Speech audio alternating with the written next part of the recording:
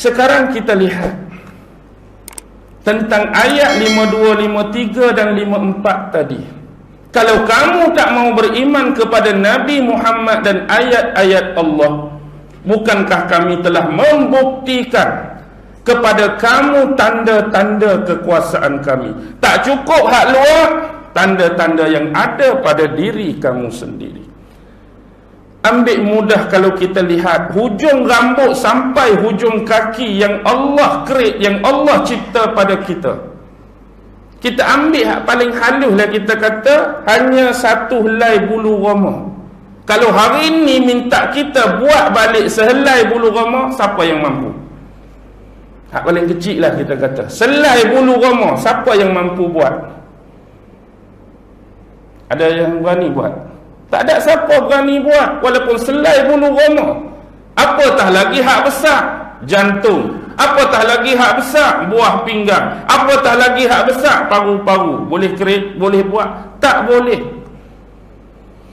Baik, di sini ada satu poin yang paling penting, yang saya nak ambil antara prinsip-prinsip asas kedajalan ini ialah pemberontakan jiwa yang menolak dan menafikan kewujudan Tuhan.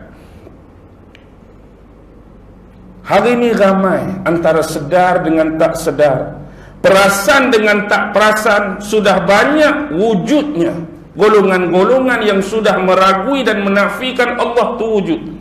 Hari ini kita panggil etis. Dan mungkin ada nama-nama baru tetapi memiliki ciri-ciri, memiliki persamaan dengan apa yang dibawa oleh induk paling besar ini. Sekarang kita lihat sebagai contoh. Hari ini dah ada yang mula mempertikaikan Allah itu terhasil, Tuhan itu terhasil daripada getaran. Pernah dengar kalimah macam ni? Ada yang kata Allah tu tak wujud. Allah tu wujud sebab kita percaya dan beriman pada dia. Dan kalau kita tak percaya dan tak beriman, dia jadi tak ada. Faham tak? Macam ni. Yang sebenarnya Allah tu ada sebab kita ni duk beriman pada dia. Allah tu jadi ada sebab kita tu percaya pada dia. Sebab kita yakin pada dia, kita duk tanam dalam kepala, kita duk tanam dalam otak bahawa Allah tu ada. Allah tu wujud, Allah tu ya, Allah tu betul. Dia jadi ada lah. Tapi kalau kita tukar sebaliknya, mana ada Tuhan? Mana ada Allah? Tak ada pun tak wujud, dia jadi tak ada lah. Jadi siapa yang create Tuhan tu? Kita sendiri. Bukankah bangang namanya? Kalau lagu tu nak mewujudkan, kita percaya. Nak menghilangkan, kita nafi.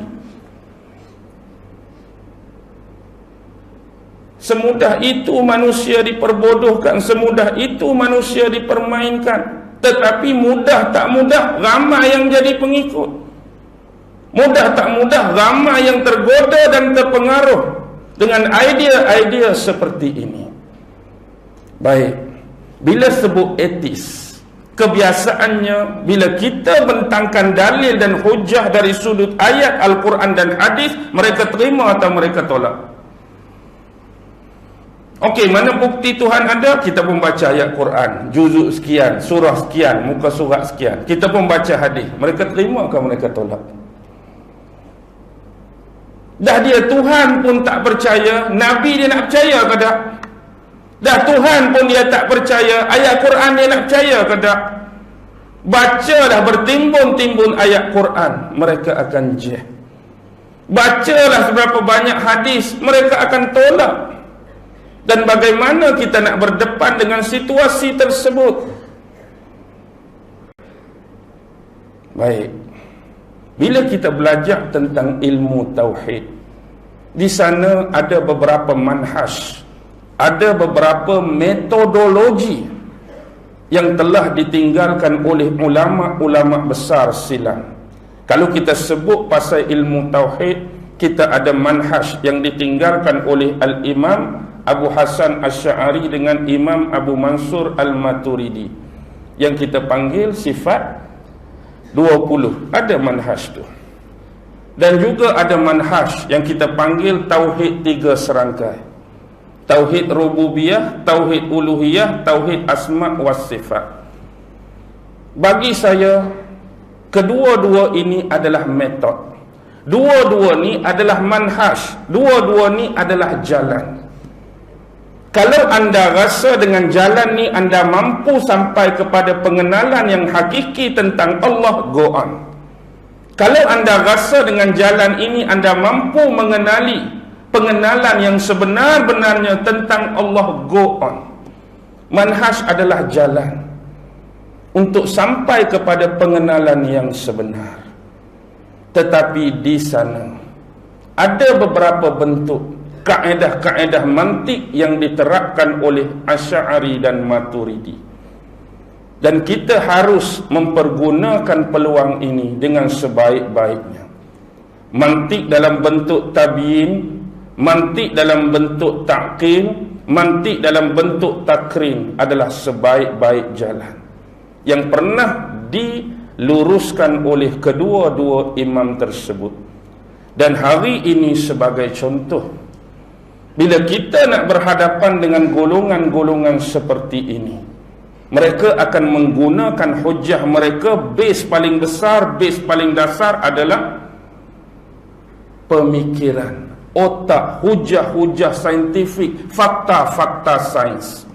Mereka sudah tidak lagi berminat dengan ayat-ayat Al-Quran, tidak berminat dengan hadis-hadis Rasulullah sallallahu alaihi wasallam.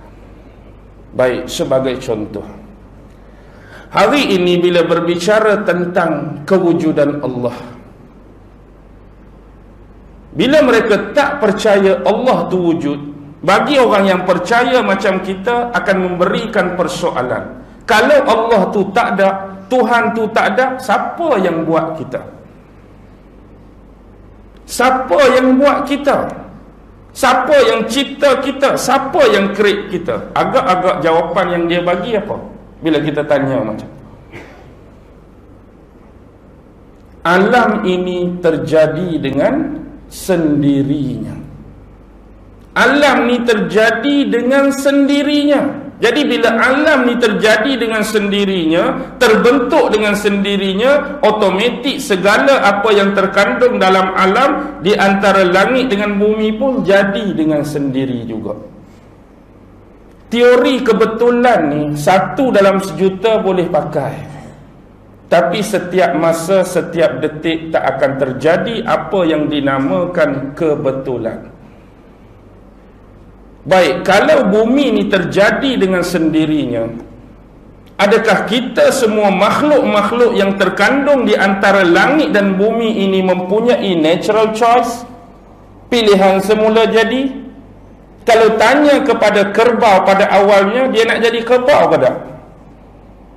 Agak-agaklah kalau kerbau boleh cakap, pasal apa hang jadi kerbau? Tak ada pilihan lain, memang awal-awal dulu jadi kerbau. Kalau boleh, kalau boleh rimau ke? Maksudnya adakah mereka ada pilihan semula jadi lebih awal nak jadi kerbau? Mereka ada pilihan semula jadi awal nak jadi rimau? Mereka ada pilihan semula jadi awal nak jadi binatang tu binatang ni? Dan kalau ditanyakan kepada anda sendiri, kalau jadi manusia ni pun agak-agak sebenar nak bangsa apa? Mak Saleh ke, Arab ke, Cina ke, Melayu ke? Impian masa kecil-kecil dulu bang, kalau boleh tengok pada orang lain tu, hak tu cantik, hak tu handsome, nak jadi bangsa mana? Mak Saleh dah dak, Cina lah, putih, macam-macam. Tapi ini bukan kebetulan. Dan hari ini sampai sekarang pun mereka masih lagi menggunakan teori yang sama, iaitu teori Big Bang. Baik, kita bukan nak memperkatakan isu untuk menolak atau menerima Big Bang, untuk membenarkan ataupun tidak membenarkan Big Bang. Jadi kita ambil hujah yang sama sebagai contoh. Kalaulah Big Bang benar-benar berlaku, Big Bang ini ialah satu ledakan, satu cetusan yang pernah berlaku pada satu masa yang kita sendiri pun tak tahu bila masa itu berlaku. Dan kalaulah dia benar-benar berlaku, ledakan, cetusan, letupan itulah yang sebenarnya dianggap sebagai permulaan alam semesta. Anda percaya atau tidak teori Big Bang? Kau tak pernah dengar sendiri Big Bang itu apa? Big Bang ni satu teori letupan asal tu yang mencipta create alam semesta.